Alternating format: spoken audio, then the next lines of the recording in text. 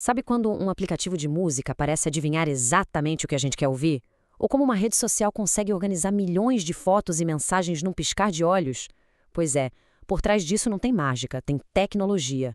E hoje a gente vai mergulhar nessa história, na incrível jornada de como a humanidade aprendeu a organizar montanhas, não, oceanos de informação, dos arquivos mais bagunçados que se possa imaginar, até os sistemas super inteligentes que temos hoje, essa é a evolução dos bancos de dados. E essa pergunta é o ponto de partida de tudo. Sério, como é que se bota a ordem numa avalanche de dados? Esse é um quebra-cabeça que engenheiros e cientistas tentam resolver há muito tempo. Porque, antes de tudo ser organizadinho como é hoje, o mundo dos dados era uma verdadeira bagunça, uma confusão de arquivos que simplesmente não conversavam entre si. E essa bagunça gerava problemas gigantescos. Pensa só, o mesmo produto podia ter 3 nomes diferentes dentro da mesma empresa. Uma atualização de estoque que acontecia lá na produção simplesmente não chegava para o time de vendas. E o que acontecia? Vendiam o que não tinha no estoque. Era literalmente a receita para o caos. Estava claro que precisavam de um jeito de centralizar e organizar essa confusão toda. Então, nessa missão de arrumar a casa, surgiram as primeiras tentativas de organização. E elas foram batizadas de um jeito bem visual: as árvores e as teias. O primeiro deles, o modelo hierárquico, funcionava exatamente como uma árvore genealógica. Tinha um ponto de partida, a raiz, e cada dado, como se fosse um galho, só podia ter uma única origem, um único pai. Por exemplo, um funcionário pertence a um departamento, e esse departamento pertence a uma divisão. Simples, rígido, bem direto ao ponto. Só que essa simplicidade toda era ao mesmo tempo o seu maior problema. A estrutura era clara, mas muito engessada. E se um funcionário precisasse trabalhar em 2 projetos de 2 departamentos diferentes? O modelo hierárquico simplesmente não deixava. Essa rigidez toda logo mostrou que era preciso pensar em uma solução nova. E para resolver essa falta de flexibilidade, nasceu o modelo de rede. A ideia agora era diferente. Em vez de uma árvore, a gente tinha algo mais parecido com uma teia de aranha, onde os dados podiam se conectar de um jeito muito mais livre. Um filho podia ter vários pais. Lembra daquele nosso funcionário? Agora sim, ele podia finalmente estar ligado a mais de um projeto ao mesmo tempo. O problema é que essa liberdade toda veio com um preço bem alto.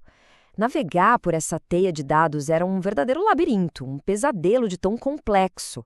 Encontrar uma informação específica vira uma tarefa para especialistas. E cuidar do sistema era muito, muito difícil. Ou seja, a gente resolveu um problema, mas acabou criando outro, talvez até pior. E olhando essa linha do tempo, a gente vê como a evolução foi rápida, né? Em pouco mais de 20 anos, a gente saiu de arquivos totalmente bagunçados para modelos de árvores, depois para teias, e uma nova revolução já estava batendo na porta, pronta para mudar o jogo de vez. E que revolução, hein?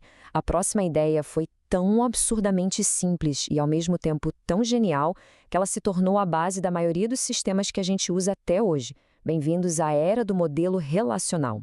A grande sacada de um cientista da computação chamado Edgar Code foi basicamente abandonar a complexidade das árvores e das teias e propor algo que, na verdade, todo mundo já conhecia: tabelas, simples assim. A ideia era organizar todos os dados em tabelas como se fossem várias planilhas.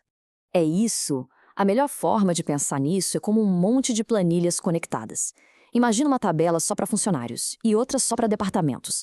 Na tabela de funcionários, cada pessoa teria um código de departamento. E esse mesmo código seria a identificação lá na tabela de departamentos. Essa chave em comum é o que liga as 2 tabelas e é isso que torna um sistema tão poderoso e flexível. E os benefícios disso foram gigantes. Primeiro, os dados não precisavam mais ser repetidos em um monte de lugares diferentes. Isso garantia que a informação estava sempre correta. E mais, os programas podiam acessar os dados sem precisar saber dos detalhes de como eles estavam guardados fisicamente. Isso deu uma liberdade enorme para os desenvolvedores criarem coisas novas. E essa frase resume a alma da revolução. O segredo era tratar tudo como relações, que é o nome técnico para as tabelas. Essa mudança de pensamento, de estruturas super complicadas para tabelas simples e conectadas, é o que permite a existência de tudo, desde o sistema de estoque de uma lojinha até as maiores redes sociais do planeta. Mas a gente sabe que a tecnologia não para, né? O modelo relacional era fantástico para lidar com textos e números, mas e as fotos, os vídeos, os áudios que estavam começando a pipocar por toda parte? O mundo das tabelas precisou evoluir de novo, e assim a gente entrou no mundo dos objetos. A ideia aqui foi bem inteligente. Criar sistemas que pudessem lidar com objetos inteiros. Pensa num objeto foto. Ele não guarda só a imagem. Ele guarda também a data, a localização e até as ações que a gente pode fazer com ela, como editar ou compartilhar. Fica tudo junto num único pacote. Então não foi como se tivessem jogado o modelo relacional fora. Pelo contrário, foi mais como um upgrade poderoso. Foi um jeito de pegar aquela base super sólida das tabelas e turbinar ela para esse universo multimídia e interativo da internet que a gente vive hoje. Certo, depois de toda essa viagem pela história, vem a grande pergunta. Tá, mas e daí? Por que tudo isso importa no nosso dia a dia? Bom, a resposta para isso, muito provavelmente, está no aparelho que usamos todos os dias. Cada smartphone gera uma quantidade absurda de dados diferentes. É o texto de uma mensagem, o histórico do que a gente pesquisou, as fotos que tiramos, os dados do GPS mostrando por onde andamos. Organizar todo esse universo de informações é exatamente o desafio que todos aqueles modelos lá do passado tentaram resolver. E aqui está o ponto principal. Cada um daqueles passos que a gente viu, da rigidez da árvore, passando pela complexidade da teia, até chegar na simplicidade genial das tabelas, cada um deles foi uma peça fundamental nesse quebra-cabeça. A gente foi aprendendo com os erros e acertos de cada modelo para construir os sistemas que sustentam o nosso mundo digital. E a conclusão é essa. Toda essa jornada meio teórica, na verdade, é a base invisível que faz o nosso mundo digital funcionar. É por causa dessa longa evolução que a gente consegue postar uma foto, marcar um amigo, ver a localização e receber um comentário, tudo em segundos, tudo funcionando de forma perfeita.